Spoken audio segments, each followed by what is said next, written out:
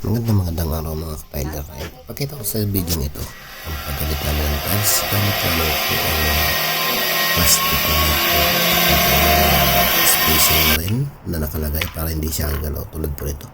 Medyo mataas yung deviation kasi ang inangat po namin sa flooring na yan ay 20 cm. Ayan po kung nakita nyo po sa video, yan po ang mga spacing. Yan namin ipapatong ang tiles. Ayan, at ang tiles pong ilakabit natin yan ay 2 cm. Kaya nakapal po. At wala pong palaman yan. Diyan lang nakapatong. Wala na rin grout. Ayun nga po. At ganyan ang technique po. Nasa levelasyon po yan. Pero yung ilalim niya nakaklibi na yan para hindi ma-stakan ng tubig. Ayan kung nakikita niya.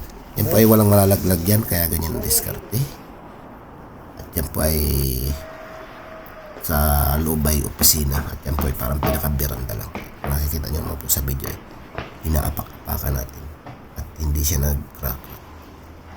Ang ano po niyan kaya nakuha ang level, mga may mga thread po yung plastic na yan, mga naka-thread.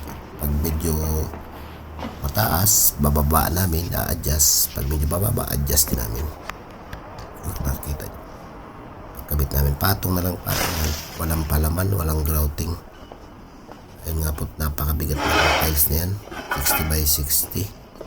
20 cm po ang kapal. Kaya kahit talon-talonan mo, hindi po siya mababasag. Maliban lamang mabagsakan ng maso. Ay siyempre po, pag na-turnover na, wala naman papasok dyan na may maso na dala. Kasi opisina nga po yung loob niyan. Ayun lamang po. Maraming salamat.